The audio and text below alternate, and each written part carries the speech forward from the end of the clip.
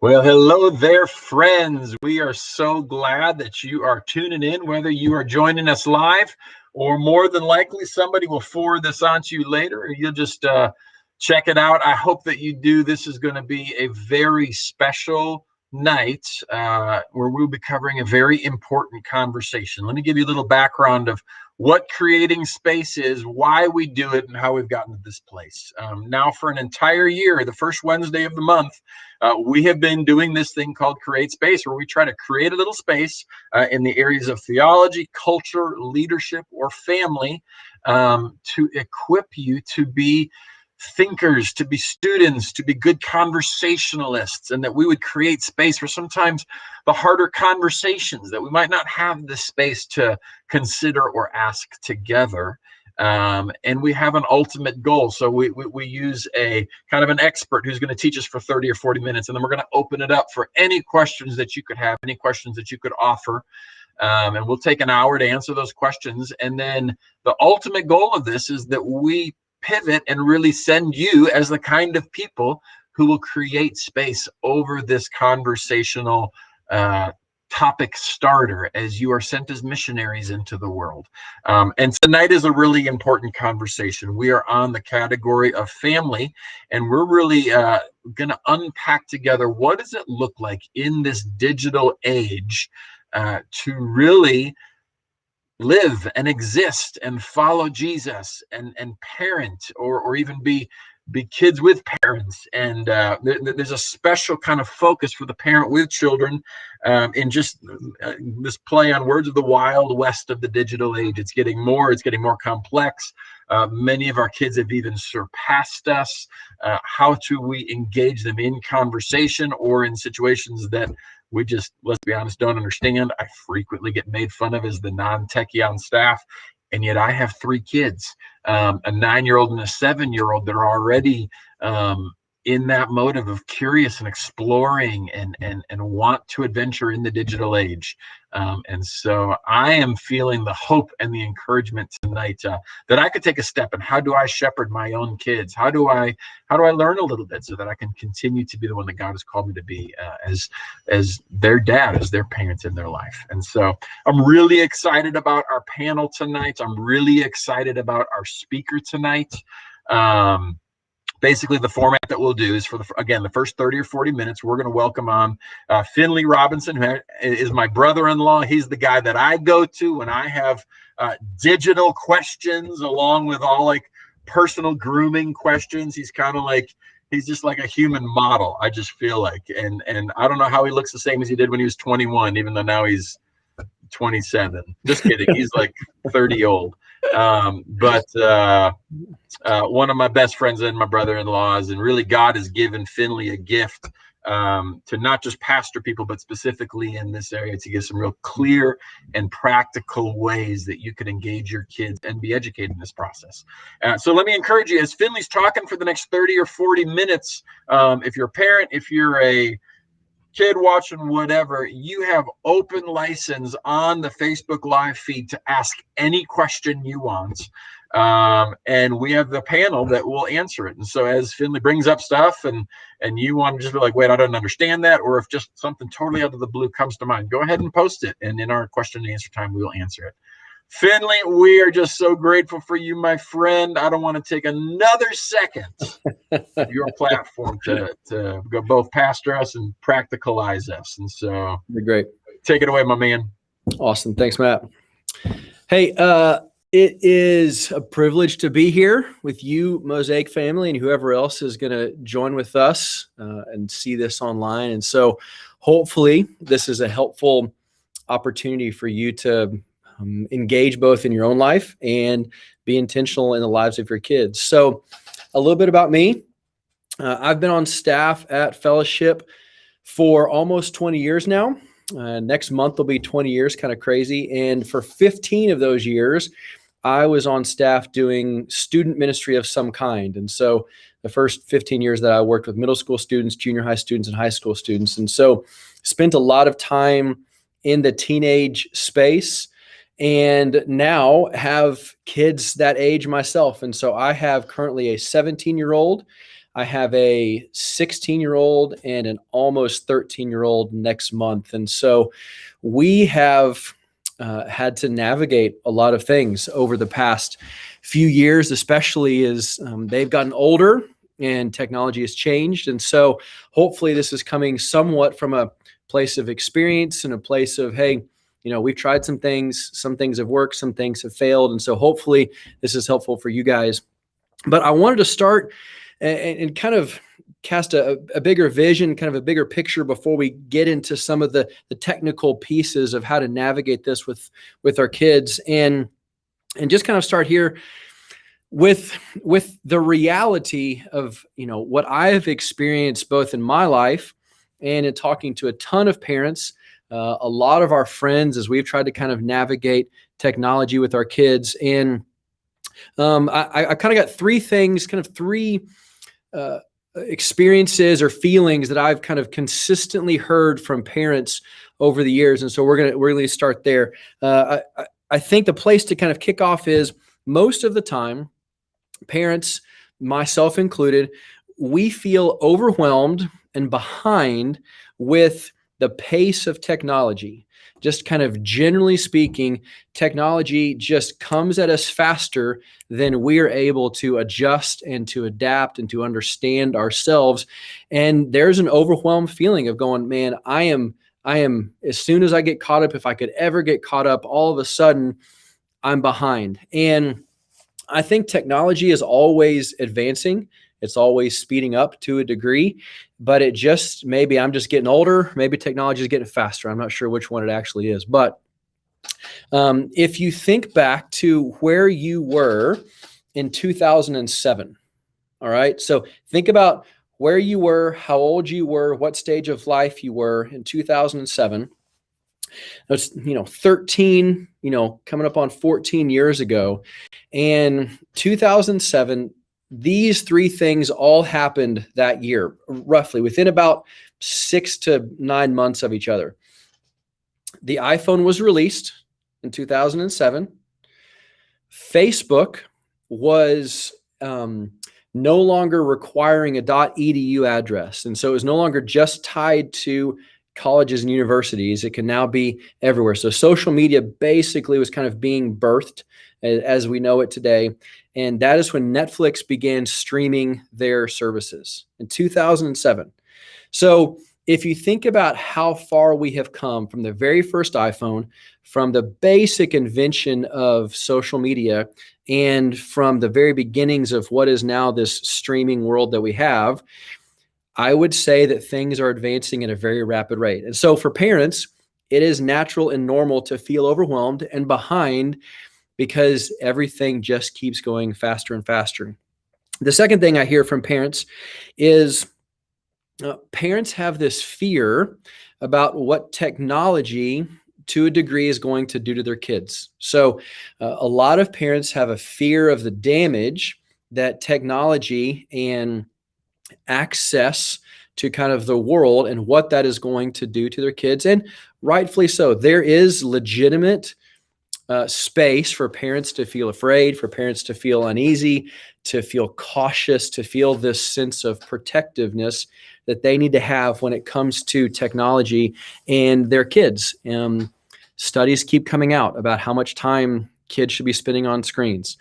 Parents know through their own experiences the kind of content that is out there, and trying to figure out how to parent and prepare their kids for a world where that content exists, but also to prevent them from having access to that. And so there's a very overwhelmed feeling of how fast technology goes. And then second, there is this fear of how much damage, what is going to happen to my kid? And so that's probably why you're watching this, or you're wanting to learn some more. You're hoping to grow. And how do you kind of prepare and protect your kid? That's totally valid. I think the third thing I hear parents talk about is, I think to a degree, parents feel a sense of shame when it comes to their own relationship with technology and screens and access to media. And I think that parents know that they're saying one thing to their children, and they're trying to prepare their kids to navigate this kind of digital world that they're in. But at the same time, parents also go, but I feel connected to my phone, or I have sin struggles because of the things that I access and watch on my phone or on the screens in my house or on my computer or on my iPad. And so parents feel a sense as well about they have their own uneasiness when it comes to dealing with technology themselves. And so there is that sense of shame. There is that sense of insufficiency. How do you talk about something that you don't have a grasp on yourself? And so super valid, totally normal. And I think that as I have talked to a lot of different parents, these are the things that seem to kind of come up and rise to the surface most of the time.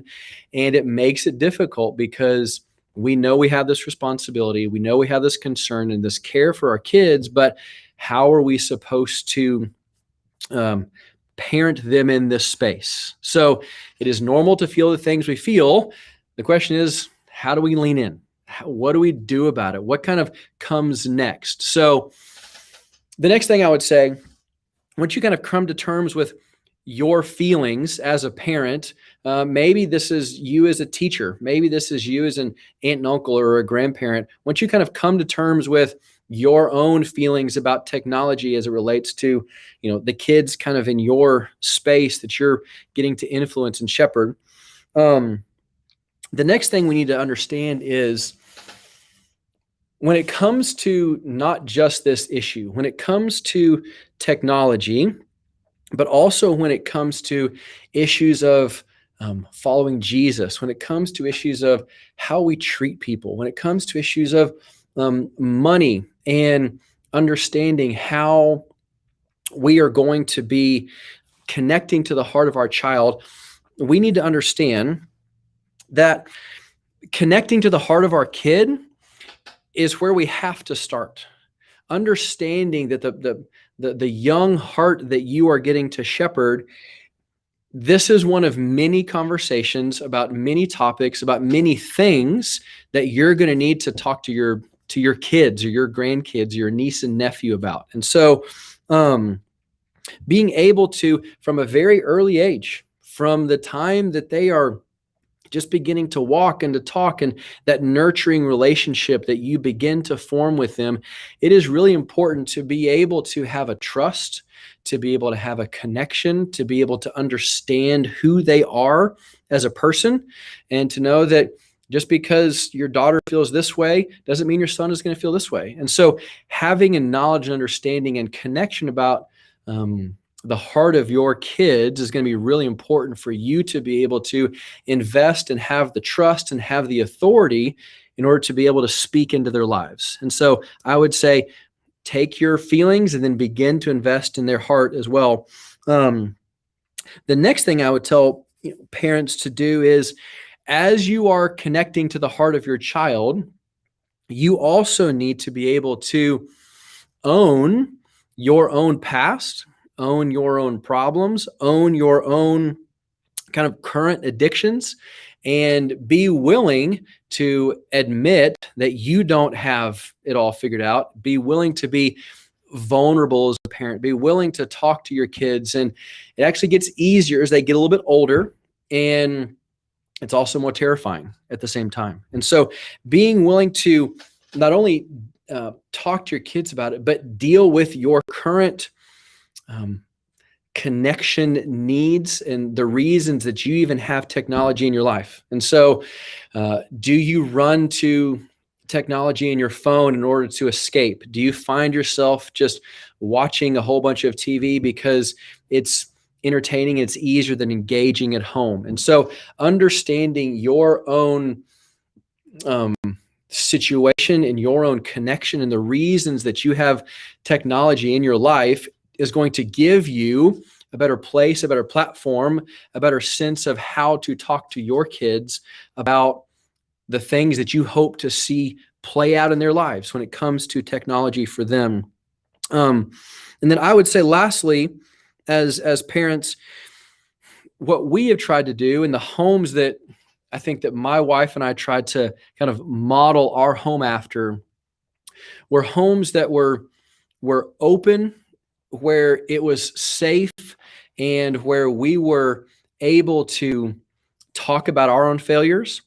We were able to talk to our kids about our concerns, where they were able to bring to us the things that they were struggling with. And it's not just about technology. And so the conversations that we've had with our kids about friendships and about following Jesus and about sex and about technology and about the things that they were consuming and the things that their heart was being drawn to, like having an open home is going to allow you to partner together with your spouse, hopefully, and also partner with your kids, because as they get older, what you are going to find and what happens is you are giving them access, you are giving them tools, you are giving them privileges, and you don't want to be just always looking over their shoulder, watching them, waiting to catch them. You want to partner with them because there's going to come a time where they are leaving. There's going to come a time where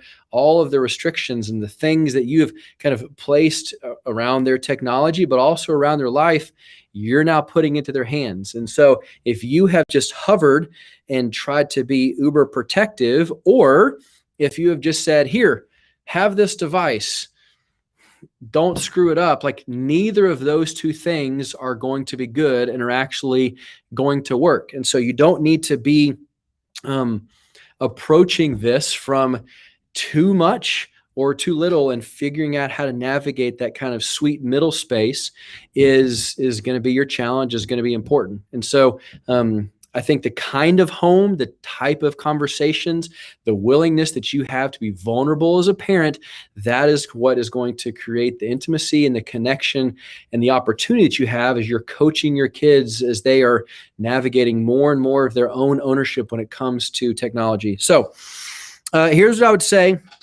kind of last section before we get into some more of the practical pieces, just some truths that we have kind of found and that are true about technology in general. And so when I say technology, I think what I'm meaning is kind of all things screens, and that's kind of where we're kind of going with this. And so it's phones, it's computers, it's televisions, it's iPads, all of that kind of stuff. So anything that allows you access into the content that is out there. So when it comes to technology, here's what I found. Here's kind of a handful of truths for you to kind of know as we move forward.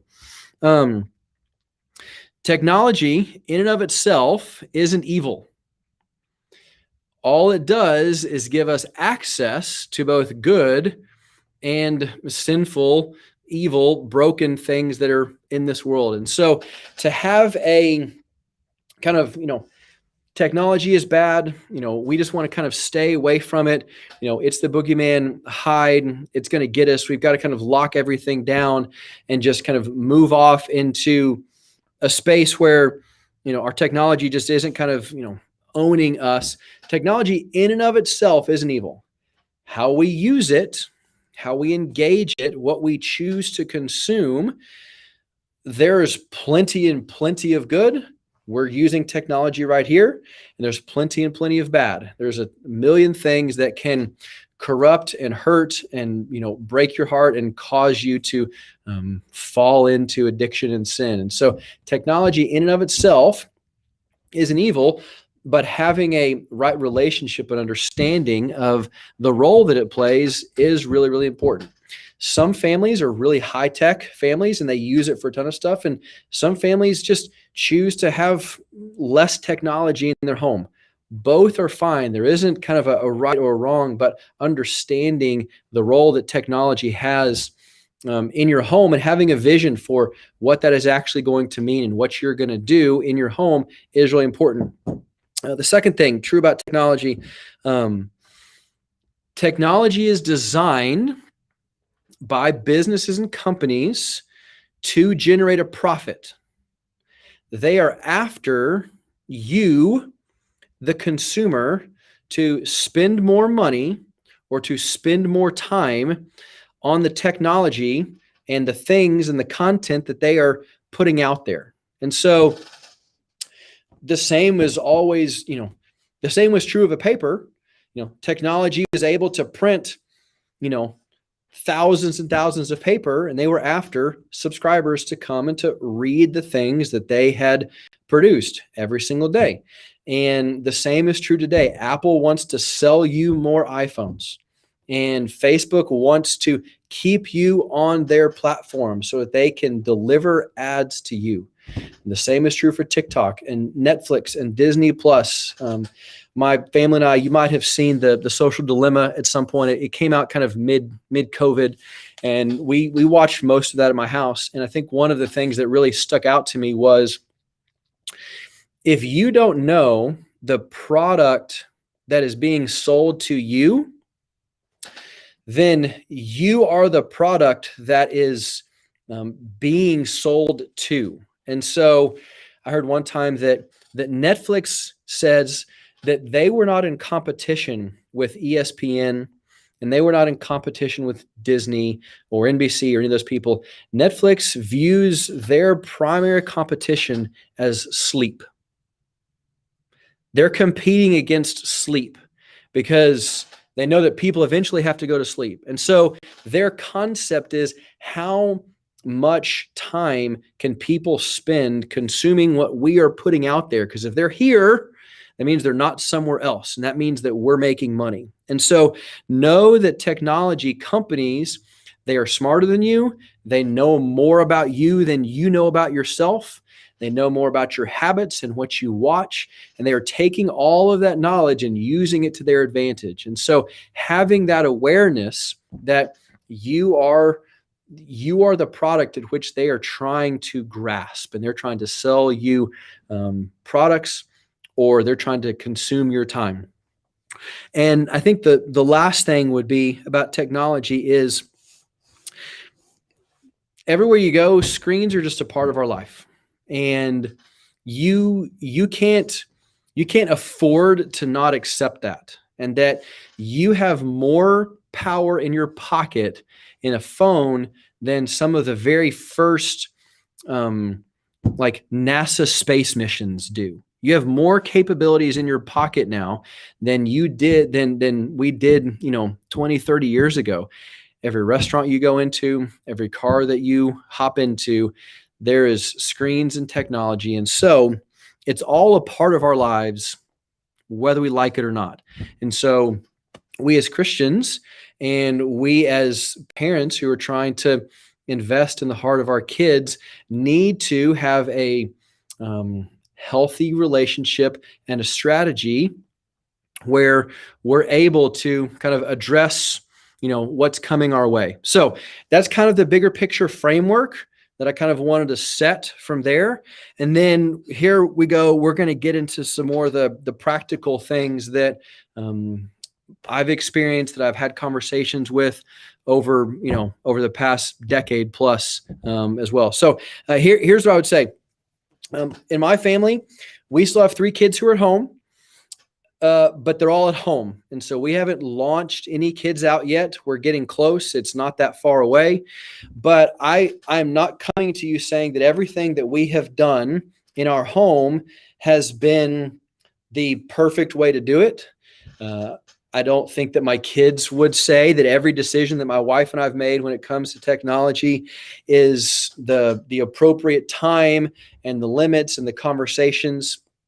I think that for us as a family, we just tried to be really intentional. And I asked my kids, I kind of told them, hey, I'm going to do this. And I said, hey, what are some things that we did well and some things that we did not well? And they were able to say both of those. I was actually kind of surprised at some of the stuff that they gave us. And so, our family isn't the model family, but this is some of the things that we tried to do. The next thing I would say that we have learned is each child in your home, or each kid that you get to, kind of be around and talk about this particular issue, each of those kids is going to approach technology and phones, iPads, screens. They're all going to have a different purpose for coming to it. So, for instance, in my home, my oldest child is our most social child. And she basically views technology, her phone, and the things that she watches through a very social lens. And so she really cares about having immediate, constant contact with her friends at all times. And her phone just buzzes all day long because they're sending texts and snaps and DMs and all kinds of stuff back and forth, where she wants to be engaged in the social happenings. And it's just dumb because they take pictures of the top of their head and they send it back to each other with no words. It makes no sense to me, but that's what she cares about. My second child, my son, he kind of approaches technology and like his phone and his space more from just an entertainment standpoint. And so he plays more sports. He has harder school, but when it comes to his phone, it's more of an escape. And he plays some games and he watches a couple of shows, but he is not as involved in technology. And, I can see how much time he spends. He spends the least amount of time of all of our kids on his phone because there's other stuff that he's doing. My youngest, she uses it more for just kind of noise and entertainment. And there's just she's kind of more like me, honestly. I thought my son was gonna be like me, but the more I'm seeing it, my youngest daughter is more like me. I kind of like having the TV on. I like having a podcast on. My daughter kind of likes having something when she sits down and eats lunch. So it's just kind of this kind of background rhythm into her life. And so I now have the necessary need as a parent, I need to be intentional with each of my children in a different way. And so for me, approaching each of my kids with regards to how they handle technology is really important. So you have to know the tendencies of your own heart, and you need to watch them and to see how that plays out in the context of each of your kids, because they're going to need your leadership and your voice differently in their lives. And so the end goal that we're trying to get to here is you're trying to equip your kids with principles and concepts and an ownership of their own spiritual life,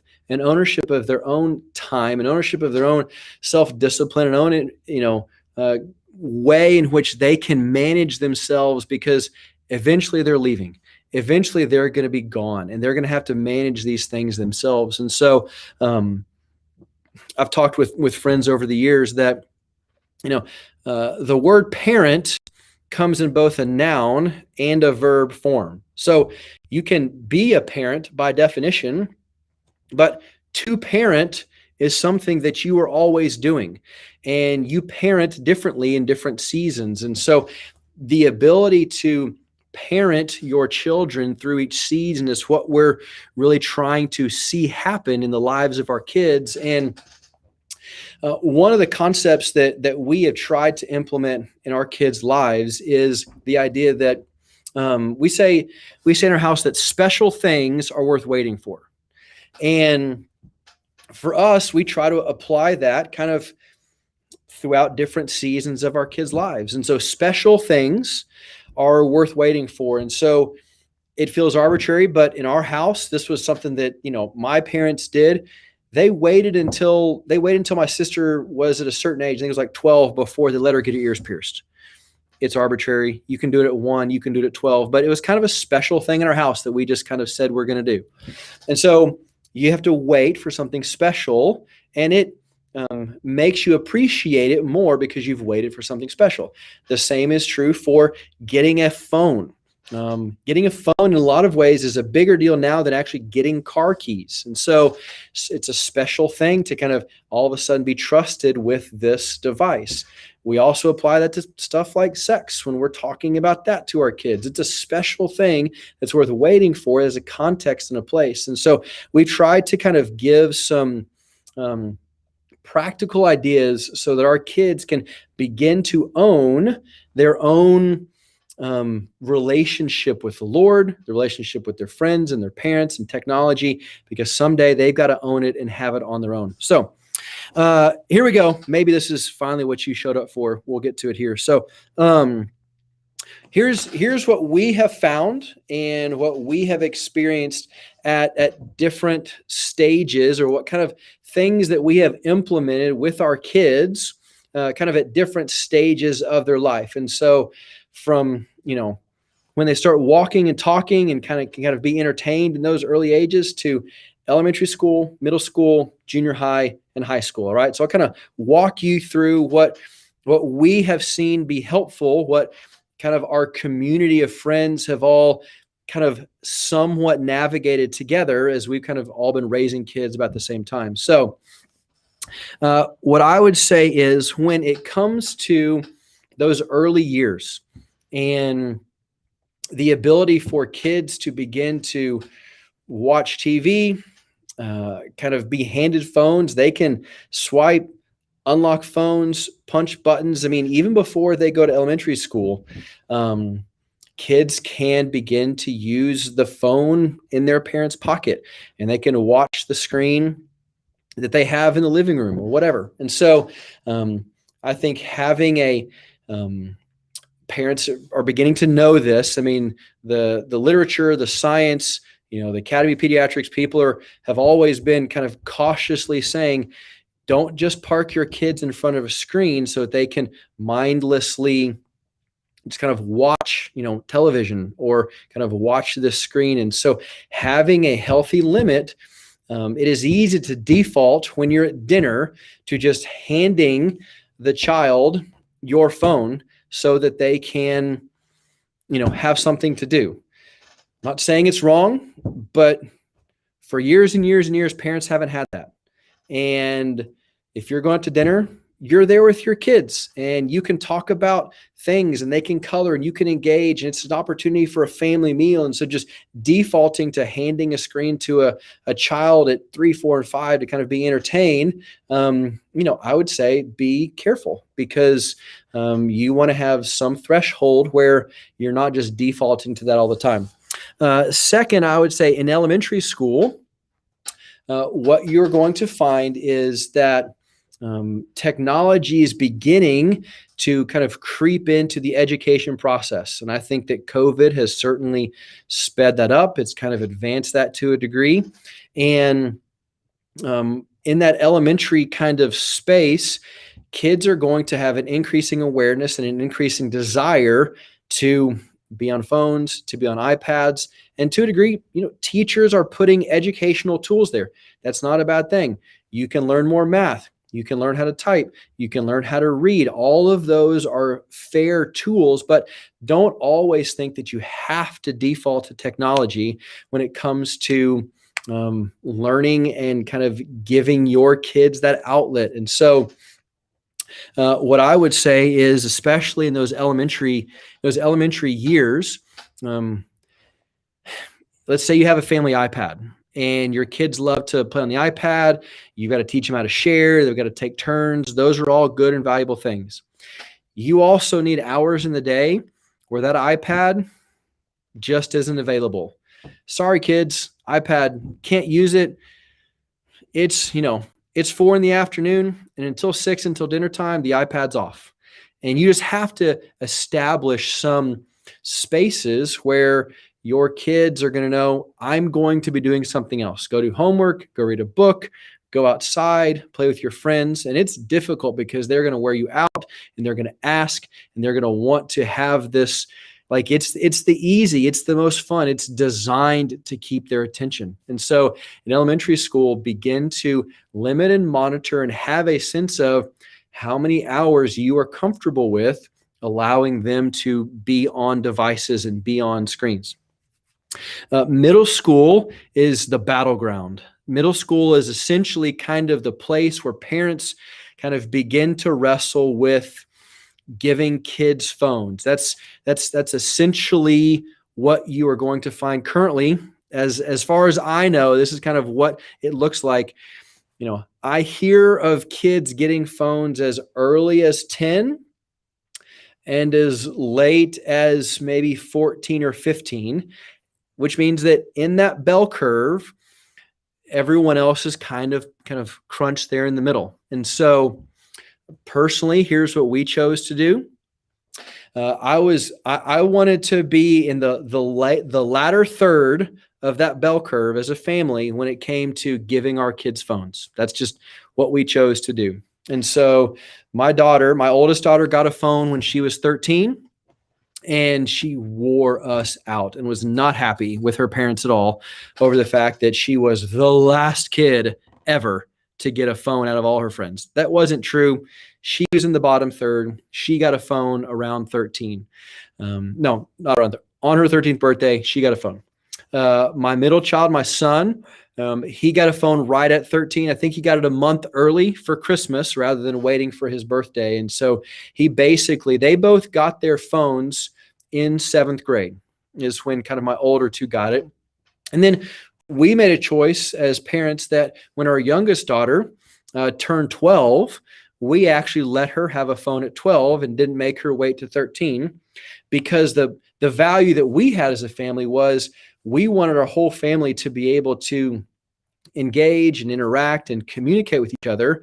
And 4 out of the 5 of us already had phones. And so we wanted to bring our youngest child kind of into that conversation. And she was mature enough, and we had kind of prepared her for what that meant. And so we gave her a phone earlier. Of course, the oldest two think that she's our favorite, and that's just what happens with the youngest kid, and they get everything early and stuff like that. But the reason we did is because we value our family and our ability to kind of talk and know what's going on in our family. And so much of what we were doing was over communication through phones. And so we chose to do that at 12. And I think that my kids say now that that was a good thing, that it was good when they got their phones when they did. And you are going to have that wrestle, that struggle as a parent somewhere in those middle school ages. We chose to kind of wait a little longer. The other thing that we chose to do was, when it came time to getting a phone, we disconnected getting a phone and allowing to have your own social media account.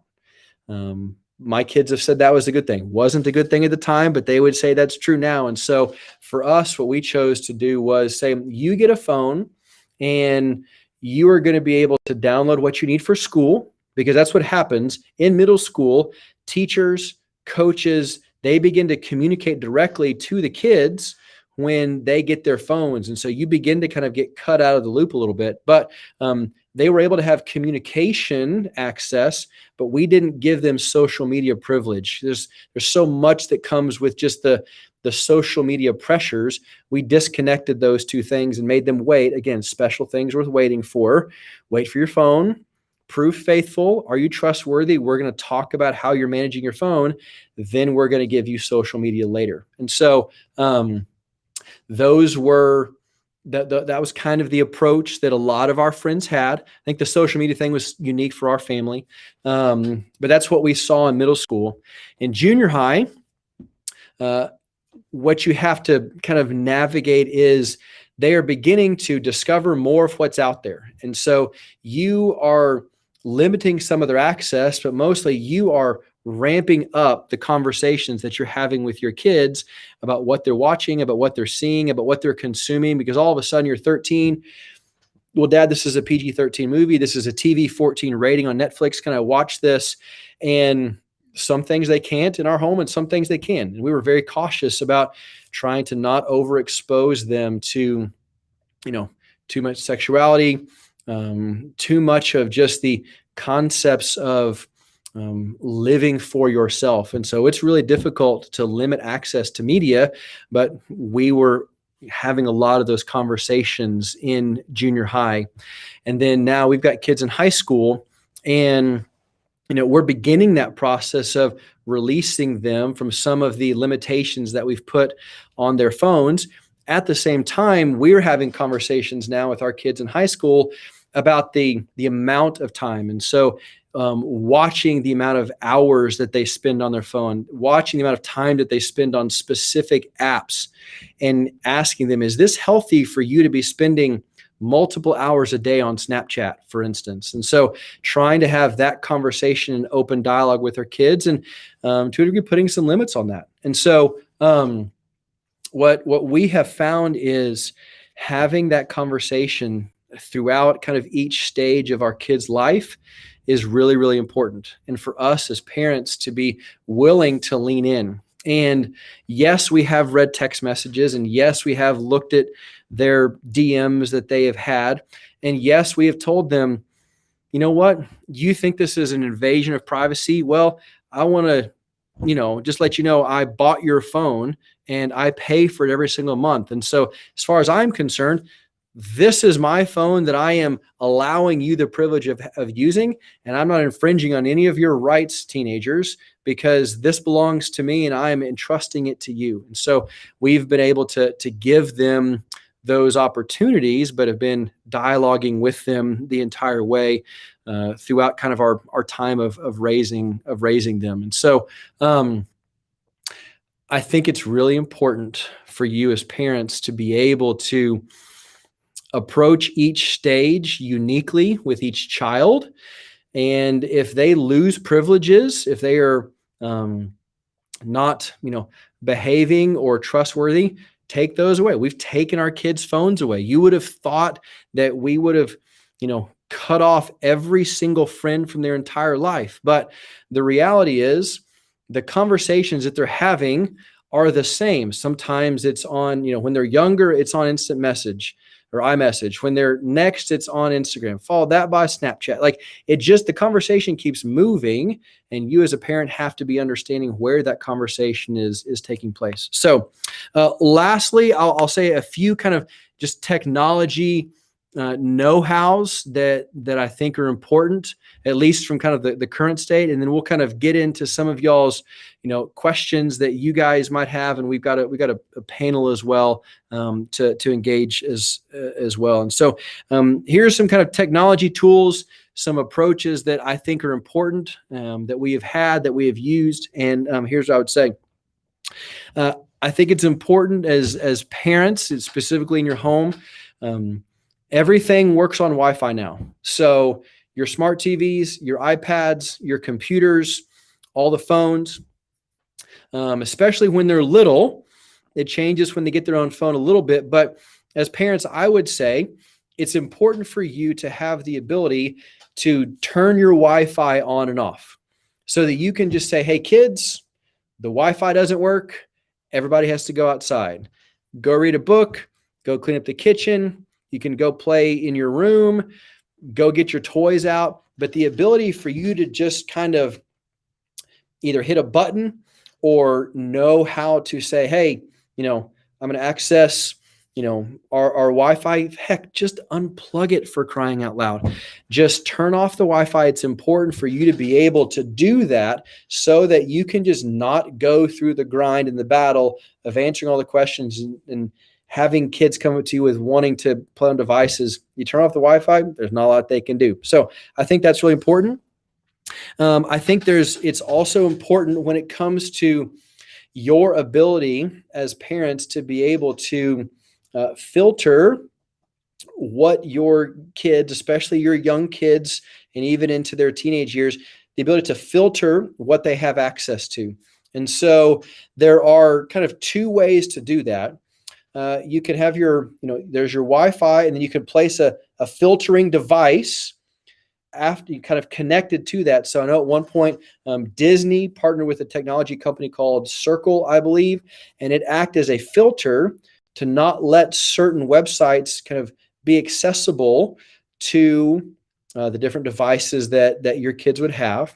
You also can place filters on the individual devices, and I'll give the technology, companies credit. I mean, Apple has done a good job of giving parent protections, the ability to get in and to block certain types of sites, block all sites. You have to get into your settings in order to be able to do that. Don't be scared. It's not that hard. I'm sure there's a million YouTube videos to teach you how to do that. But if you're putting devices in your kids' hands, you need to have first had your hands on that device in order to set up filters so that they can't just have unlimited access to all of the content that is out there on the internet.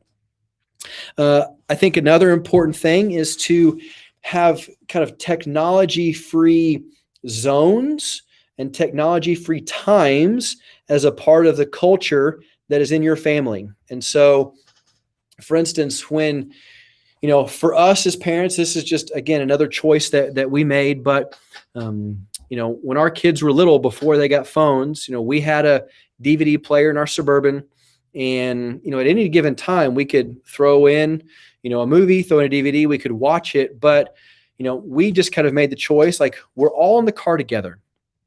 Let's not just have another screen rolling, kind of behind me as the driver so that our kids can watch some more stuff. And, we had that in our Suburban, but we pretty much said, hey, kids, unless we're going on a trip somewhere, which I basically defined as an hour or more, we don't use the DVD player. And we listened to songs, and we sang, and we asked questions, and we played games, and we would engage our kids. And like, you just have to choose times and spaces where you're going to kind of be technology free. Now, it's more difficult now. My kids are older. Everyone has their own phones, but it's still a time where we try to put down our phone some and engage and have conversation in our car because we're all there together. So, having technology free spaces in your home. We didn't allow our kids to take computers, to take televisions, to take Xboxes, to take phones into their room.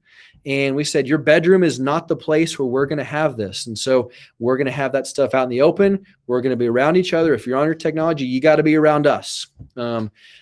Just being blunt and honest, COVID changed the game for us. Kind of everyone needed some space when you're all packed in together. And so some of those parameters were loosened in our home. I have some regret of not being more kind of consistent with that in our home, but having technology-free times in the day and spaces in your life, I think, is really, really important. And then lastly, and then we'll get to their stuff. When it comes to just your technology and your family and the way that you guys approach that, I'm specifically kind of talking about phones here.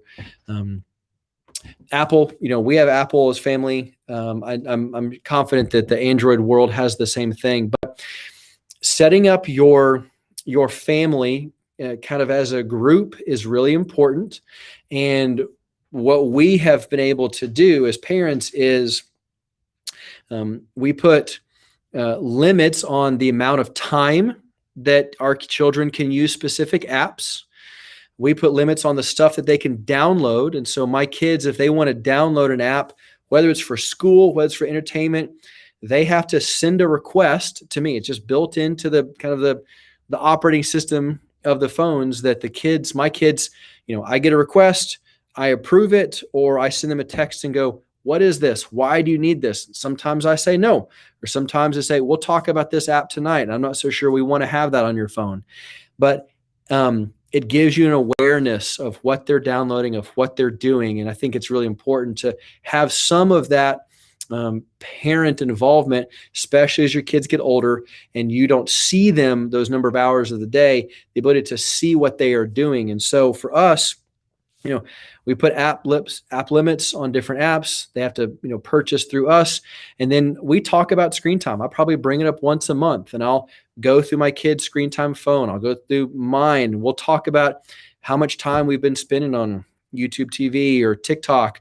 We talk about, why do you want to spend this much time on this specific app? And so we try to have a healthy conversation about what technology does for us and what technology can do to us. And so having that involvement and engagement with our kids has been really, really important. And so far, so good that we have seen. There's a whole bunch of other stuff. I think there's some really good questions that will probably come. And so that's kind of my kind of runway for us to kind of then build some more on as we're talking about this specific topic. And so, Matt, your team, want to kind of kick it back to you guys and let us go from here. But that's the framework I think that we've been working on. I hope that's helpful. Wow, Finley, I wish you could hear all across Northwest Arkansas and the world people clapping for you right now. That was awesome, man. Just so everybody knows, from my vulnerable space, Finley has consistently been one of the guys pretty much the only guy that I call and say, man, I need help. And so it is very real. And I know a lot of people have expressed Similar, it might be in the practical space. Oftentimes it's in the pastoral space of what do I do and how do I manage where we're at. And so thanks, man. What a blessing to learn from you and your wisdom. Hey, this is our fun Q&A time. There's been a couple just hellos from Clint Alexander, Cherie, Rodney. As Finley was talking, if there's questions that come up, if there's other things that people are just wondering about, this is going to be the time. And so I'm going to introduce to you our panel right now. You obviously have met and heard from Finley Robinson. He will be on there to answer anything that you have. Also, I want you to introduce Mr. Matt Natzel, who many of you know. He is our children's pastor at Mosaic, leads just a great team. Me and Matt have been friends a lot of years. He has 4 wonderful kids that are some of my kids' best friends. He also has this really like quirky gift of techiness and humor, where he makes fun of my lack of techiness. And so his oldest is Dewey's 4th grade. Is that right? Say that again. Third grade. So Rex, Charlie, Dewey, and who did I miss? Charlie. Ages. Rex. There's 4 of them. It's hard to keep count. Yeah, so kind of that littler kids right on the verge, still in elementary school. We also have with us Andy Petrie. Andy Petrie directs our Celebrate Recovery. Hey, my man, down in Fayetteville, been with CR for a long time, teacher, worship leader, counselor, friend, all the things, and just welcomed in the sweetest little new sweet girl. Did you say 5 months old is Harper May? 4 months old. 4 months. 4 months old. And so already has dove into the tech world full force. Just kidding. But love Andy, and just representing so much of, as we kind of guard our hearts and our minds in Christ Jesus, especially in this area of tech and the potential just trajectory of addictions. Andy's gracious enough to be here and help guide us through some hard and good and needed questions as well. Thanks for being here, Andy. We have Callie Day in the house. Hi, Callie. Hello. Callie is a teacher here in Northwest Arkansas, has been so for 5 years. She is undergrad in communication, social media management. So she is, you could call her a specialist, if you will. Also has her master's in teaching. Callie, I'm just pumped you're here because you're such an inquisitive question asker. And also for those of you that are asking questions, we kind of set the ball on the tee for Callie as kind of our expert teacher. What are teachers thinking in this day and age? How are they expecting our kids to grow and be educated and use tech for their benefit and all those good things? And so it's a great panel representing married and single and older kids and younger kids and people that are very bad at tech, people that are far better, and how we're all kind of slugging it out together, really trusting the Lord and trying to disciple the next generation to love and good deeds with this digital age kind of world. So we have some questions that we've come up with that we're going to kind of get the ball rolling with. Please, oh please, if you have questions or you just want to contribute to the conversation, put it in the question bar on the right of your Facebook page. So let me fire out right away. Callie, we're going to go ladies first. How does that sound? Sounds great. Wonderful. Here it is. How and where, Callie, do you start the conversation with kids? I mean, I think that Finley hit the nail on the head whenever he said that, like, it just starts with your conversations with your family. Like, it's not so much about the internet as it is about what do you talk about and how often do you talk and how open are you when you talk? Because for being honest, your kids have already won the internet battle, whether they know it or not.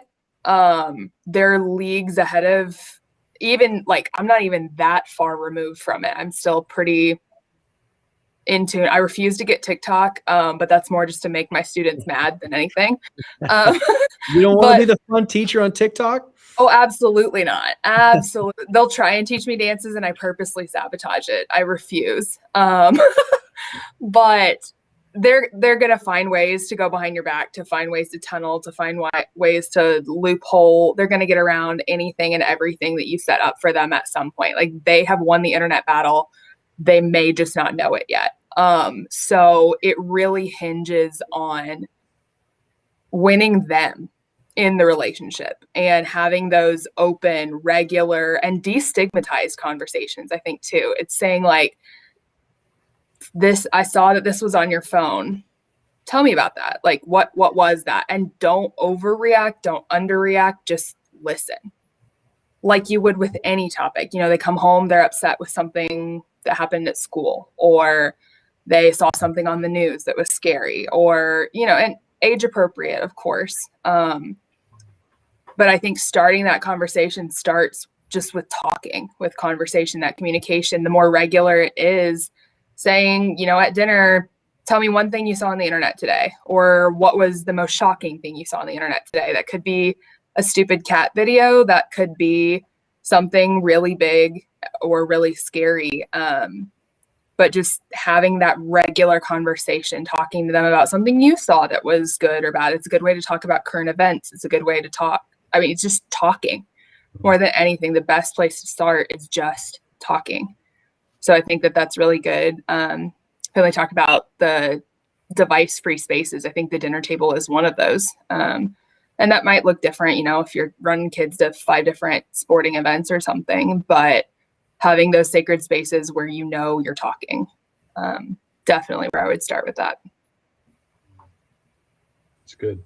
So, Callie, what I hear you say, because I think a lot of parents don't begin the conversation regarding technology because they don't feel confident in technology, and therefore they don't want to dive into the questions regarding technology. Sure. You're saying it's not a technology. Really, the heart, if you peel back the layers, it's not a technology issue. It's a connection and conversation issue. It's a heart issue, and there's a million resources. There's a million monitoring apps. There's a million ways to block your kids. But we use a system called Go Guardian.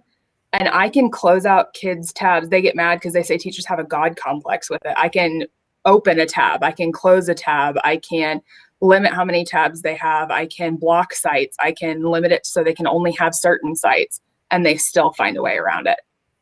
They're going to find a way around it. So if you haven't won them, it doesn't matter. Like, you've got to have that relationship. And it's a hard thing. It's a lot of investment and consistent investment. And when they're mad at you, ask them anyway. Like, knowing that you care is more, like, that's going to win more than any filter that you could ever have.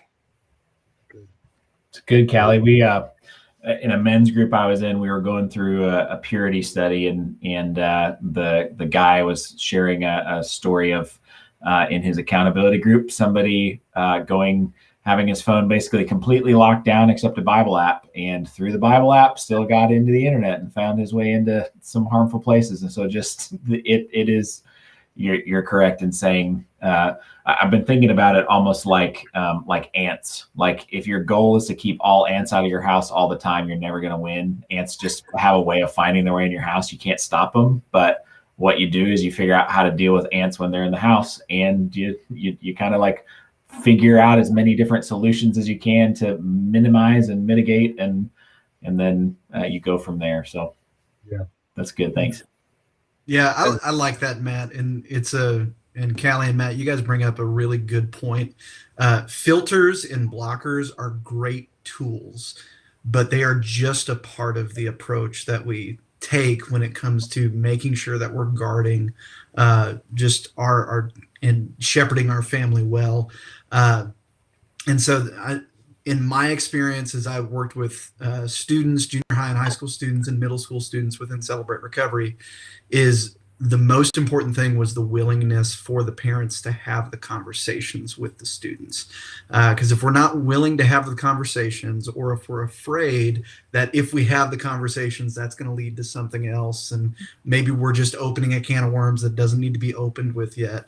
The reality is that most of the time, if our kids have access to technology, they're accessing more than we even imagine within that. And so, just being willing to have the conversation and be frank with them. Finley, I loved how you talked about just being willing to be vulnerable yourself with your kids and with your family. I think that's a huge thing as well.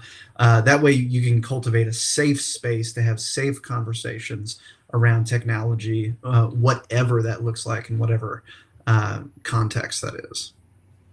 Good. That's a wonderful analogy, Natesel.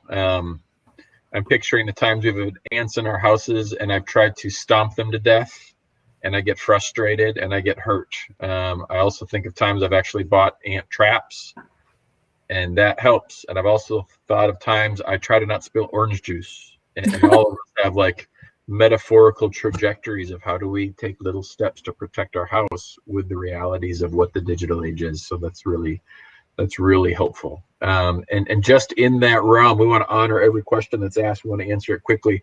So I'm throwing this out to the whole panel. Cherie Johnson said, "What is the best boss I've ever had?" And the answer is Matt Natesel. But her second question was, "What is the best tool to review apps to make an informed decision?" What is the best tool to review apps to make an informed decision? Like about letting your kids have them, or? I think Finley said during his time that if someone's going to purchase an app, it would pop up like, second child wants to buy so-and-so. Finley, what would be your next step in terms of checking that out? My first gauge is usually just a mental filter for me of what category of app does this fall into? So is this educational? They need this for school. Is this entertainment? They are trying to consume content. Are they, wanting to play games? Are they wanting to communicate with their friends? And so I'm trying to figure out first what category does this app fall into? I personally don't have a site where I go and look up all of the apps and check out the ratings and things like that. Because I just use it immediately as a conversation starter for my kids, and I just kick it right back to them. And if it's something for school, May needs, math blocks. I'm like, okay, some teacher told her to download this app, and I'm probably not even going to talk to her about it. But, when she asks me the, 3 out of 5 days to download a new game, on the third day, I'm going to go why are you downloading all these games? Let's talk about this. And I just use that as an opportunity to kind of go, what are you trying to accomplish? What are you trying to do? Why do you need to download these apps? Well, all my friends are doing this. Okay. Well, now let's talk about your friends. And so in our family, I've approved 80 to 90% of every app that my kids have, wanted to download. Now, some apps I have delayed, and I've said, no, you can't have that now. In some apps, especially in the gaming space, there's some the game world is designed to keep you engaged in it more and more and more. And so I've tried to help my kids see you can get lost in a fake world instead of actually being a part of the real world. And so we have that conversation as well. But I don't have a set. I'm checking off on every single app to know if it's safe or not, because I'm mostly trying to use it as an engagement opportunity for my kids. That's good. One website that is helpful, just not necessarily apps, but TV, music, games, books, YouTube channels, blogs, podcasts, things like that. My mom used when I was a teenager, and it's still around and pretty good, is pluggedin.com. It's a little on the maybe a little too conservative side. It literally details this is everything in this that has sexual content, profanity, it itemizes everything. So it might be a little overkill, but you can kind of suss out what of that you want to use. But I recommend that to parents kind of frequently, of just this is a good go-to. They're pretty up on the current stuff. I don't know that they have apps, but for the other media stuff, it's pretty good. Yeah, and a quick Google quick Google search never helps or never hurts either. I mean, I'm not hesitant to punch in the name of something and just see what pops up. And if it's a bunch of video reviews saying like, this is the next thing that kids are sneaking in folders of hidden files, then it's like, okay, well, now I know. But in light of Finley, as you are answering that question, I'm picturing the bell curve of parents that respond like you do, which is, let's sit around the table and, let me boil some tea and we're gonna have a good talk about this and like really connect on a heart level. I don't know if that's fair, Matt. I'm trying to build you up. And then others that are just like, I have no clue and I don't really care. So I love this question that was posted. How can you engage well together and in a realistic way? How can it become a point of intentional engagement? So Nate, I'd love to hear kind of a mutual intentional engagement together. How can that be healthy? Yeah, it's good. Earlier, I think Andy had said something maybe, but it made me think about the time that my son called me out on like being on my phone a lot and was like, well, how come you get to be on your device all the time and not me? And so I just think about the things that I like to do on my phone. And one of them is like, for whatever reason, this is going to make me sound like an idiot, but like I love to watch antique furniture restoration videos. And it's just like such like slow TV, but I love it. And it's a good, like, I get home after church and my mind is fried. And it's just like, I get to watch an expert do something like slow and tedious.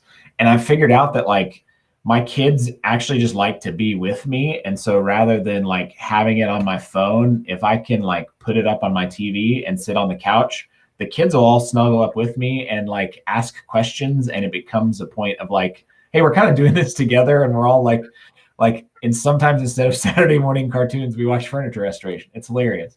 And so it just, what are the things that I do and how can I, rather than make them a thing that I want, my impulse is to like pull this toward me when kids are like trying to spy, just like stop and leave me alone. How can I like kind of like hold it actually out in front of us and make it a point of like gathering around it? And I guess I have a young family. None of them have devices, but it's similar to what Finley was saying earlier about like, we want to get our youngest in on it because we're all in that space now together. When I hear you say that, Nate, so it reminds me of another question that Andy posted earlier. There's a difference between enjoyment versus escape. Andy, as you hear Nate, so take those positive steps. There's times that we all need to escape, right? But there's also healthy escape and bad escape. And so what do you think is the line, Andy, between enjoyment and escape when it comes to using devices? Yeah, I love that, Nate. I think that's, I like the antique furniture restoration videos. It reminds me of putting on some Bob Ross painting shows on Netflix. It's kind of a similar thing in my life. But, thinking about the difference between enjoyment and escape, and Finley, I think you put it really well as you were speaking, that technology isn't a good or bad thing. It's just a medium that can access good or bad things. And so the thing that the word that comes to mind when I think about the difference between enjoyment and escape is the connection aspect. I was a couple weeks ago, my older brother and my sister-in-law and my nephew came down from St. Louis to visit me and my wife. And I've got a 4-year-old nephew, and we've got a Nintendo Switch gaming system in our living room at my house. And my nephew was just being a 4-year-old, and so we turned that thing on and put Mario Kart on, but we played it with him, and it turned out to be a good thing for us to come around technology together and play together in that. But I think the way that we probably wouldn't have done that is just say, hey, here's the controller, bud, go crazy, and not even pay attention to him in that. And so, and then I think about, for me personally, is as I'm monitoring myself with my own device use, do I know where I'm at for the day? Do I understand that my brain is fried, I'm emotionally exhausted, and I've had a stressful day? And so, yeah, I'm going to watch a furniture restoration video, but I'm aware of where I'm at. Or do I find myself getting sucked down that rabbit trail and I come up for air and I'm like, okay, what is even going on with me in that? And I think that can be a form of unhealthy escape in that as well. And are we using technology and devices to distract ourselves from where we're at and what's going on? Or is it something that's bringing us together or pushing us further apart? I think is a good question to ask. I'll throw this last thing in there. Just, we have found it's not always this way, but as our kids have gotten older, you are in some ways more available to connect in the technology world because you're more connected with each other. And so we have family group chats and we send, funny TikToks back and forth. And, the stuff that I, find online, I can send to my son or send to my daughter. And some of it's funny and some of it's educational. And so like you the older they get, the more they become kind of in your space, the more you can connect on that. But I remember, my favorite things I ever did with my son when we had a Wii back in the day is we played through all 6 movies of Star Wars in the Lego Star Wars era.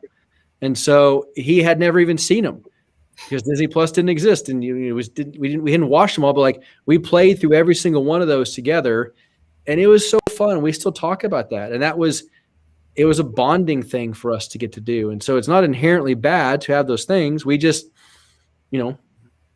started doing something together and we both enjoyed it. And technology provided the vehicle for that kind of connection space. So it can happen. I think, Andy, you really hit the nail on the head when you talked about distraction. I had a professor in college that he talked about like media is great, but it's also the biggest weapon of mass distraction was his like catchphrase for it that we have. And another thing he said on that is that kids don't know how to be bored anymore. And so like boredom is like where creativity comes. And so if you're doing that together, you can prompt that. Like there's so many different ways to be creative or like extend that into family time or things like that kids like they fight reading. We have 15 minutes a day. That's it. 15 minutes a day where kids are required to get out a book and read. And you would think that it is the worst punishment in the world. They fight it. Can I go to the bathroom? I need a drink. I don't have a book. Can I go to the library? Mine are overdue.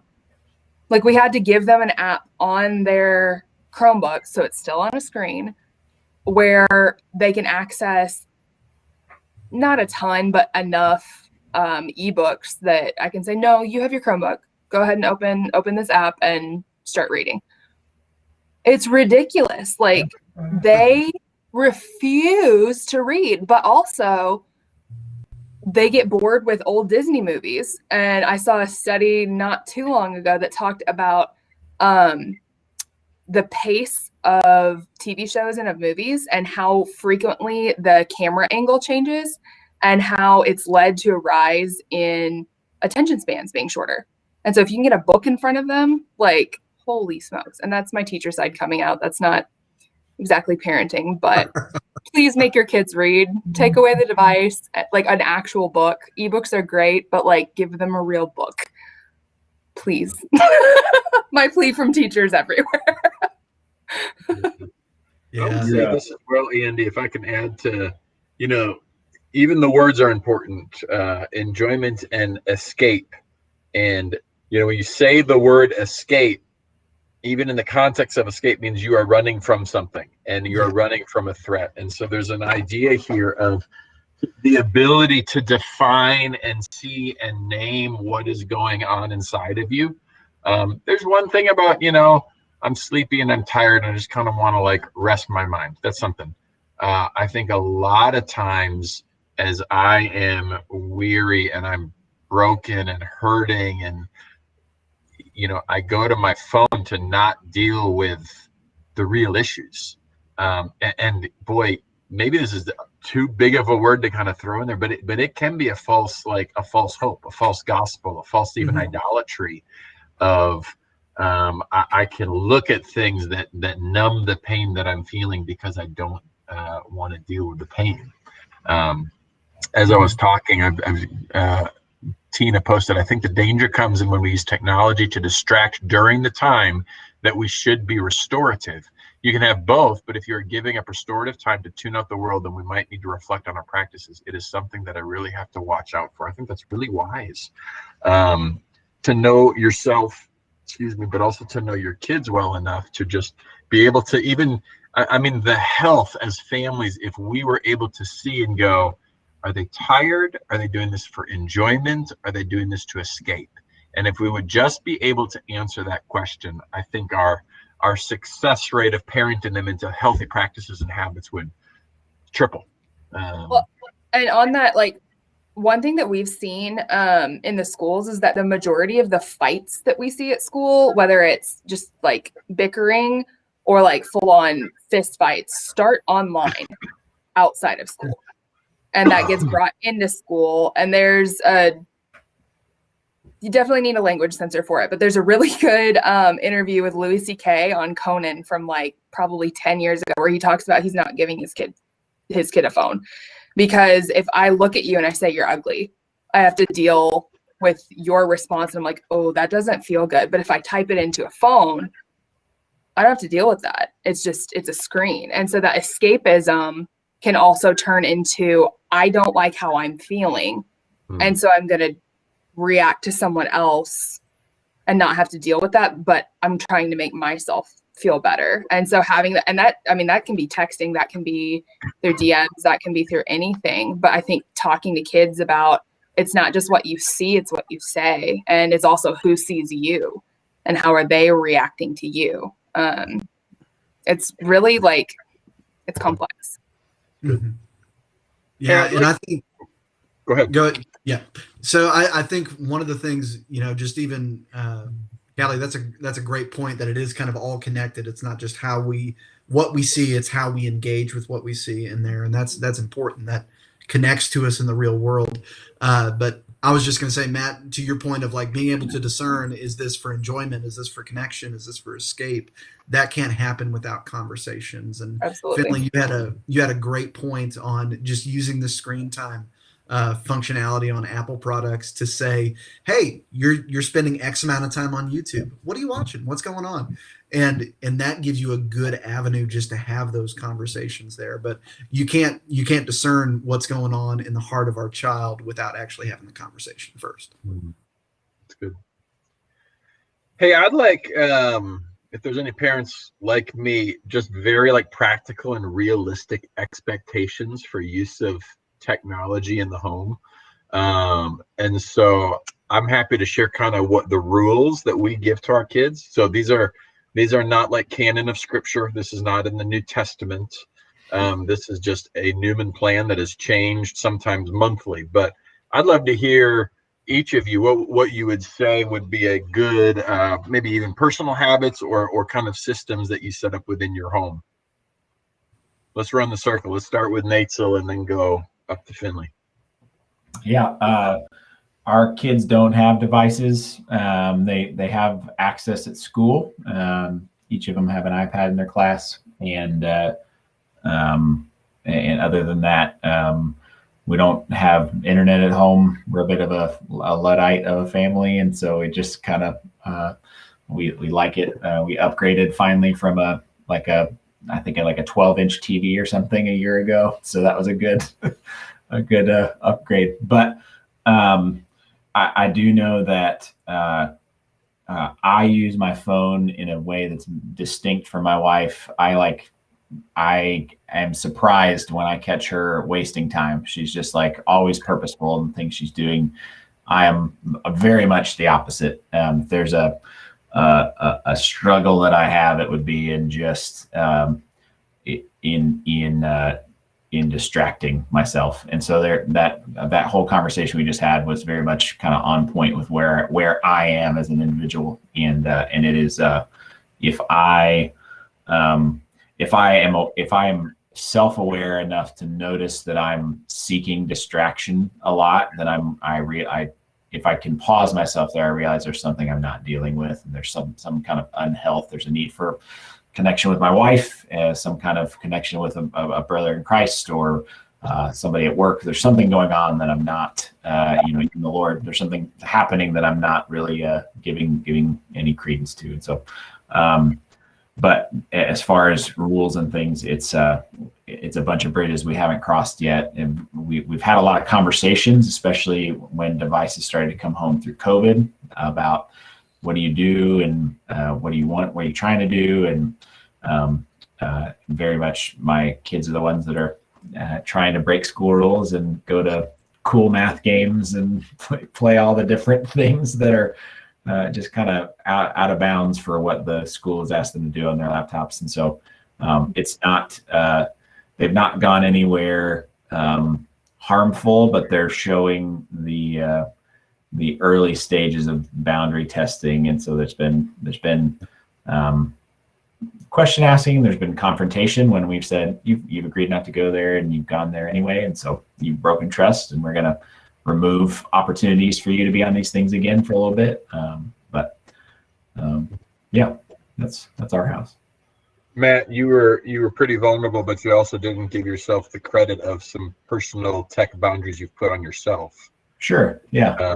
There's some good things you've done to just know that about yourself and respond. Can you share those? Yeah. So y'all are all Apple fanboys. It sound like I'm in the rare Android camp over here, but I downloaded an app that I've given my wife the password to, and apps that I just waste time on, I set a time limit on those, or websites that I waste a lot of time on. And there comes a point where my phone just says, hey, Kara's going to be mad. So it boots me off whatever that is, and I have to disengage from it. And I think what I notice is if I hit that time limit on every one of the things that I have a block on, if it's Facebook and Reddit and YouTube and kind of the network of things that I would look at, if I happen to hit all of them in a day, I kind of go, that's a lot of 15, 30 minutes here and there. What's the deal? What am I not doing, or who am I avoiding? So. Yeah. But just to be encouraged that, as a fellow struggler who's also been charged with the pastoring of many of our families, knows himself, knows his tech distractions, has set boundaries, accountable to his wife. There's some major wins in there. So video high five. Thanks, Nate. Finley. So just what's our current status? Like, how are we? Yeah, what are some of the boundaries you set up that are expectations? Yeah, boundaries and expectations. I mean, I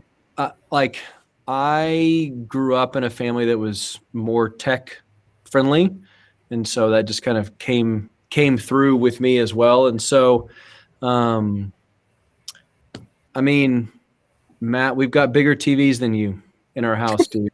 We just, Matt Natzel. So Matt's like insulted by you don't have a bigger TV than me. But I mean, our kids are at the stage where like we don't have TVs in our children's rooms, but we have them in our living room, and we have it in our bonus room, and our kids can go upstairs and they can watch what they want to. They can, listen to music, whatever. And so, I think, Sherry, your question, I'll touch on this a little bit. I mean, the good thing is, Netflix has a kid version. YouTube has a kid version. And I mean, tell you what, the one that scares me is I read the other day that Facebook is trying to come out with a younger kid version of social. I say, heck, I think that's a terrible idea, but they're licensed to expand. And so, biggest struggle for me is just how much time still here.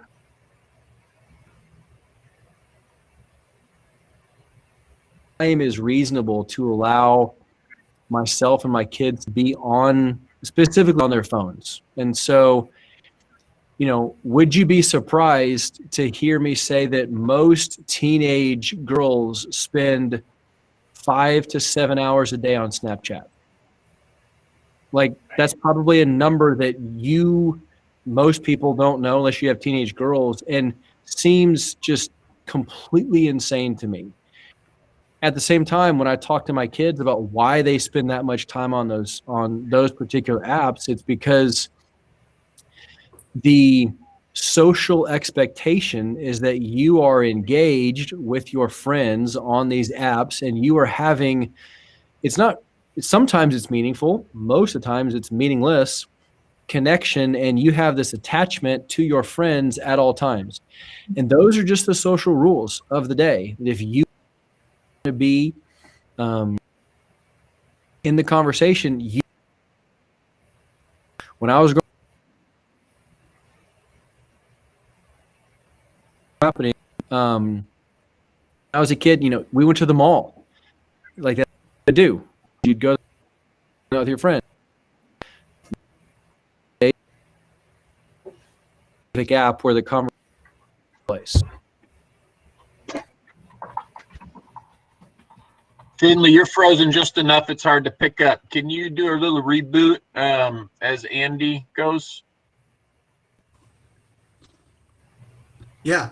So for our household, our 4-month-old doesn't have a phone.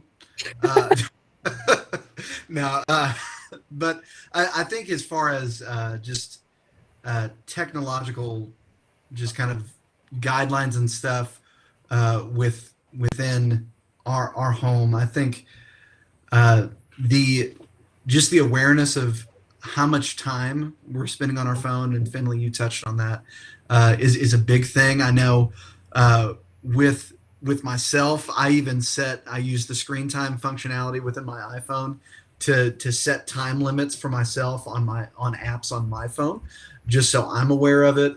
My wife and I are, try to be very intentional about how much time are we watching Netflix together? How much time, are we spending on our phones when we're together in the same room? And do we have set times within our life and within our rhythms where we don't have devices? And are we, one of the things we try to do is at least an hour a day, put the phones down, don't even have it around in there. And I know for me as well, and just within my phone, the notification settings is a huge thing for me to keep me from staying engaged with my devices. And so turning off the badge notifications where it's got that little red circle next to the app on there, turning off the push notifications for whenever my phone is on the lock screen and it pops up that I have a Facebook friend request or whatever it is. Those little things help me to not stay engaged with my phone in particular on that. And then also just I think one thing that's a good thing is not having devices within the bedrooms as well is a really good boundary to have, because it helps keep the device in a safe place, and it's a good guardrail to keep kids from accessing devices in an area where they're just by themselves. And so I think that's a good way to keep kids from getting set up to fall into places that they shouldn't be. Good. I'll share ours. Super practically, when our kids get home from school, Netflix kids shows are 22 minutes. We let them each pick one. So they get 44 minutes of television after they put away their backpack and shoes. They eat a snack, then they get up and they gotta do something outside. So they gotta walk or play or move around a little bit. My son, who loves all things tech, he just wants to be an inventor and he wants to rule the world one day. He would listen to stories 9 hours a day, which I know many of you would empathize and say if our issues could only be that our children would listen and read that much. But it has an effect on his brain when he doesn't do it. When he does do it, he's more grouchy. And when we keep it in kind of margin or boundary, it's better. And so we just do, on school days, we'll give him, we call it a reading block. And so he gets to sign up for 1 or 2 reading blocks that are 20 minutes, and he's got to set a timer, and he has to write down the time that he's starting it. And that just helps him name it, and it helps the process of like knowing. And then on the weekends we give him 3 in a day, so he can listen to stories for an hour, and that just helps us do that. My daughter loves music. It used to not be a big deal even a year ago because it was like Frozen, and she would just listen to whatever kind of album, the Disney or cute whatever album was, she would listen to it to the point that she had it memorized. She's now savvy enough that she'll like an artist, click on the artist, go to the artist album. That album has a song. That song has a music video. And so we've started to pick up on it. It's a really slippery slide. And so we've just tried to do things like, if we're in the car, we don't hand the phone back to her anymore. We say, hey, tell me what song you want, and I'll plug it in so that she can listen to it. Or even like playing Spotify on our TV automatically just helps it not feel like she's sitting around listening to it, because we want to foster that music is good, and then we want to enjoy that with her, but we don't want her sitting cross-legged with her neck like this, kind of looking at music videos of random artists we've never heard of before. And so we definitely need to do a better job of pre-setting up our ant plan, our ant system of keeping ants at bay. And that's a lot on me because I'm not very techie, and it kind of does make me scared and panicked. And so just good blockers and good systems of protectors I can grow in that. And so those are kind of some of our rules. Callie? Well, I have no children of my own. But at the beginning of the school year, we have like school, you can't have your phone out. Like if we see it, we take it to the office and they deal with it. But at the beginning of the school year, I had kids send me artists and like songs that they enjoy. And there's a toggle feature on Spotify that like cuts out anything with explicit lyrics. And it doesn't catch all of them, I've found out. There have been a couple moments where I'm like, I've heard you say worse in the hall, be grown up, I'm deleting it from the playlist. And they think it's funny, and it's like, I've heard you say worse, so it happened, we're moving on. It's called Toggle?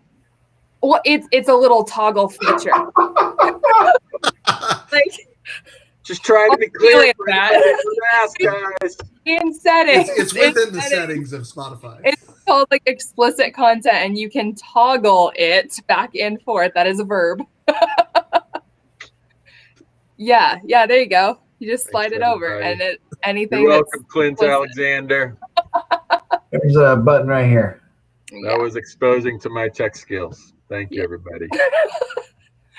But at home, like I think several people have said, like keeping phones out of the bedroom. Like, I had a roommate till like last week, but she thought it was cool to get married, so she's not living there anymore. I know. How dare she? Matt's actually doing the ceremony, so thanks, Newman. But yeah, there you go. But I have an Alexa, and so I've set it up so that Alexa is now my alarm, which gets me out of bed faster because I have to go in the other room or scream because it's in my living room and I sleep not in my living room. So I leave my phone in the living room to charge, and then Alexa wakes me up with Here Comes the Sun by the Beatles every single morning. And I might hate that song by the end of the year because of that. But I fall asleep faster. I'm not scrolling like to go to bed, even with the night vision like lighting on. I scroll because I'm bored, or I scroll because I'm stressed out and I just don't want to deal. But it also has helped me be more like mindful of right before I go to bed, I'm not engaged with something else. I can kind of process my day. I can think about like the good things, the bad things. I can kind of plan my next day a little bit. So it's just helped me a lot with just mindfulness, which teaching in 2020, you need a lot of mindfulness. So thinking, oh, so-and-so seemed upset today, I should probably have a conversation with them tomorrow, or, just various things. And I think that with kids, like they're going to see that. They're going to say, you know, like mom and dad leave their phones somewhere else. Or my mom used to take my book light, because that was the version of a phone when I was in elementary school. I had to leave it on her dresser. And so I've heard of parents having their kids put their phones on like the nightstand in the parents' room, and then the parents leave theirs in the kitchen or something like that. But then they'll sneak around at night or something and try and get on them. So you got to do what's right for your family, obviously. But yeah, just like you got to do it before your kids are going to. You got to set those boundaries, talk about it, be open. Students ask all the time, they're like, Miss Day, why are you on your phone? I was like, well, I have to run the program that you guys are doing on the screen from my phone, because I can't project it from my computer and run it at the same time. So giving them the why, like when I was a kid, if you ask why, it was, well, I'm the adult, I said so. It's like, no, actually explain why, because they're a lot more, I don't know, they're more understanding. They might not like it, but if they understand the why, I think that they deserve that. So. And I think, Matt, to just affirm the parents who will hear this now or hear this later, this is exhausting. It is a never-ending conversation with your kids. They want more. You're putting limits. They don't like it. They don't understand. Mm-hmm. And it's multiple hours sometimes, multiple days, multiple years. And so the tension never really fully releases. And so I have different conversations with my teenagers than I had with my middle schoolers, but it just know that other parents are feeling the exhaustion level that you do when it comes to having to navigate and talk to your kids and engage them on this and be the parent. Good. Really hard to do. So I think community with each other, like when parents have similar boundaries, like the kids are going to hate you for it, but like use that. Say like, you know, you're not the only one who doesn't have this. So-and-so's parents don't let them do this. So-and-so's parents don't let them do this. Like we're all in agreement because we care about you. Yeah, and I think sorry, I was just going to say, to your point, Callie, the whole community aspect. I think even what we just saw just a couple minutes ago of Natzel just holding the phone up to the screen to show Matt what we meant by that on Spotify. Like being willing to have those conversations with other parents, being willing to talk to, you know, Callie, you're a teacher and you've had to learn a lot of things just on the job that a lot of parents probably don't know. And so just being willing to admit, hey, I don't know how to do this, but knowing that there's other people around you that can, and we can only do that in the context of community and being willing to let each other into those spaces. Absolutely.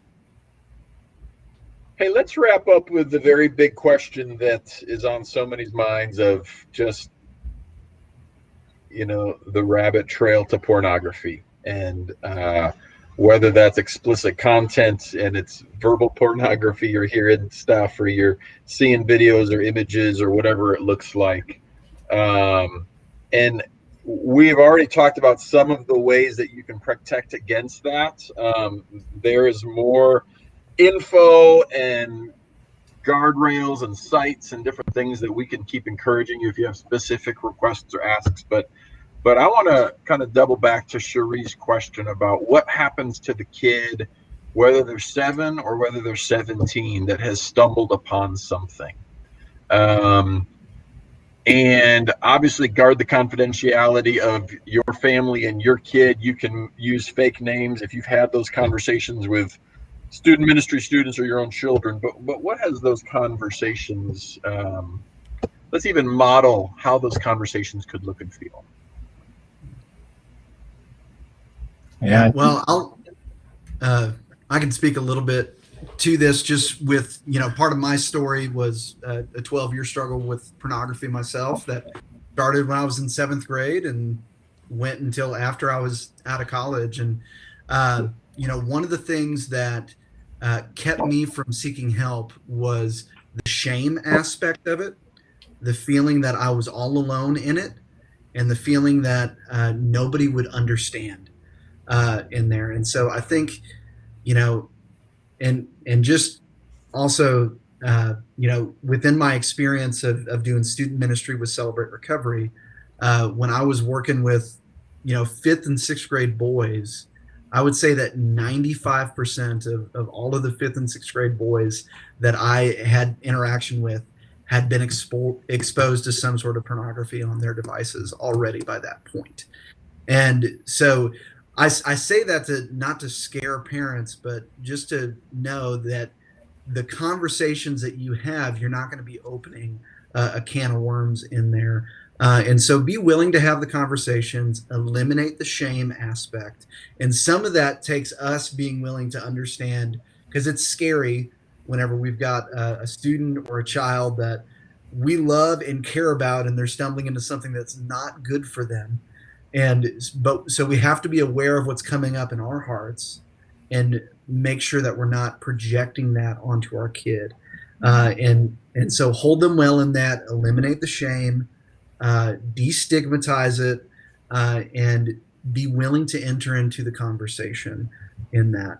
And especially if you can create an environment of safety and a willingness to be vulnerable with your kids in that space and to hold them well in that without shaming them or being angry with them in that place, which is really hard, then you're going to have a lot better success later on down the road with that as well. And so that's just speaking from some of my experience on that. Natzel, I think you were going to say something. Yeah, I think that could be one of the healthiest things for a church to be able to do with one another is dads or moms that are feeling confident in it, just being able to say, this is how the conversation went, or this is how I stumbled through it the first 4 times, and the 5th time seemed to be broken wide open for me. That's great. And vice versa, if you're like, I just don't know how to do it, being able to say, I know that I can go to a pastor or a community group friend and practice the conversation and just say, what does this look like? In our house, it's been a lot of just asking questions. I mean, we're back to the same kind of base root question of like, it's about connection. So you're gonna have, if you're not talking about anything, then at the very end, you're not gonna be able to talk about the hard things. And so talk about it all. And so I gotta have interest in the combine game that Dewey plays, where he just is a tractor that drives around and picks up hay. And if I'm interested in that and keep asking questions of like, is there anything you saw today that was scary or made you nervous? I want you to talk to me about it. And just kind of continuing to ask those questions, and as he says things or spends time or seems to start to be deceptive about things, he's my oldest, so it could be any one of our kids, but he happens to be the most online. It'll be opportunities to ask questions, and I think the more comfortable I am with speaking frankly about things in my own life, at age appropriate levels with my kids, I don't get to if I bring an awkwardness to it or an uncertainty to it, to make it a poor thing. And so that I avail myself to whoever's watching this, that if you want to reach out to me and practice the conversations, I'd love to buy a cup of coffee and have maybe the first really crappy version of your conversation that you get to go home and have with your kids in slightly more confidence. But you feel awkward, they feel awkward, and that's not a reason to lean away from it. It's a reason just to go, I want to keep having these as often as I can until they're slightly less awkward, and then maybe I'm doing something good. So just keep leaning in and not leaning out. That's all I'd say. With like the middle ages, I know that one really good conversation, like connection point, as like what media you allow them to consume expands a little bit with movies or music or something. It's not quite as kid like oriented, like it's not for the little kids. They're going to start to see movies with content that may or may not be what you would like them to see. Start the conversation there when you're watching it with them. like after the movie, like, hey, so what'd you think of the movie? And then bring it around to, there was, you know, this one part of the movie that had some stuff that, you know, we don't agree with as a family. Let's talk about that. And I think it also, it really tightens up the reins on like what we're watching and what the kids see us watching or listening to, or, you know, taking in ourselves, books, movies, whatever. Because they're watching us, whether we know that they are, or whether we like see it or not. That's good. Yeah. Hey, real quick, and that was actually my wife that posted that comment there. You know, when I was speaking earlier about 5th and 6th grade boys, I was speaking anecdotally from my own experience because I've worked with primarily male students. But the pornography issue, it is not in any way, shape, or form just a male issue. In fact, the statistics, when you look at pornography usage among both genders, it is striking. I think it's somewhere for women. I think it's somewhere between 65 and 75%, somewhere in there. And I may be getting that wrong, but I know it's well above 50% in that. And so don't be surprised. It's a male and a female issue, and we're seeing that just increase across the board as time goes on. And so I hope nobody heard me say that it was just a male issue, because it's not. You got a wise bride there. She's really awesome, Matt. I like her a lot. Hey, let me add this to the conversation. The verse that stood out to me the most during Easter was Luke 22:32. That says, and this is right before the garden, right before they go and he bleeds sweats blood and goes to the trial and goes to the cross. He pulls Peter aside and says, "But I have prayed for you that your faith may not fail. And when you have turned again, strengthen your brothers."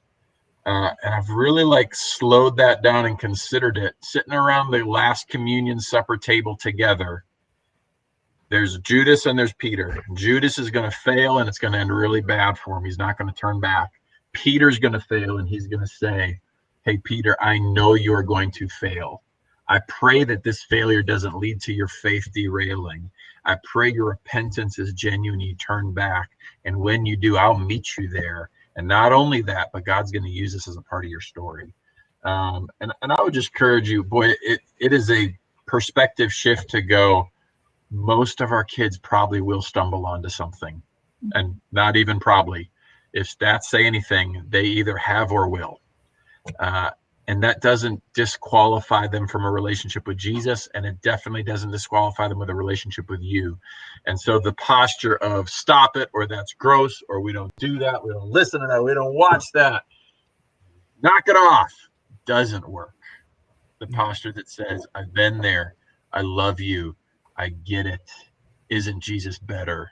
And teach them what genuine repentance looks like, takes them by the hand and guides them to the place of healing. So just to encourage you that, boy, Peter, who denied him 3 times, can still be told that he's going to be an encouragement to his brothers who stumbled, and so can you, and so can I. So, hey, let's make that a wrap. This was fantastic. Nate'll made himself available. I know Andy feels the same. Callie feels the same. I feel the same. Finley feels the same, and I'll double down with Finley. He is a gifted pastor, but also is starting his own life coaching business in a lot of these specialty areas. And so as he launches his own FinleyRobinson.com website right now, just follow him on Instagram. But he's going to let you know when that goes kind of bigger and more public, and is going to really bless a lot of families and coaching and ministering to them in that way. And so as those family needs arise, just know this circle, along with the friends and leaders and pastors and ministers at Fellowship, at Mosaic, we really are here to serve you, to be a part of making disciples and equipping the saints. So that's why we do Creating Space. If you watched, we're so thankful. If you're watching this a week or a month or a year later, we're so thankful. Again, the purpose is not just for you, but it's so that you can pivot this into other conversations as you're at work and in your neighborhood, where you work out, where you play, and you can turn around as other families are talking about, what do I do? My kids are on my phone all the time. that you could actually use this as a door to create some space, as a door to the gospel, to say Jesus is better, and here's the hope we found in our hopelessness, because God restores broken things, and it's just true. This digital era is filled with the potential of brokenness, and so the hope of restoration is that much better. So go as missionaries, make disciples. We love you so much. Thank you so much, panel. Thank you so much, Finley. One and all, we love you. Have a great night. Take care.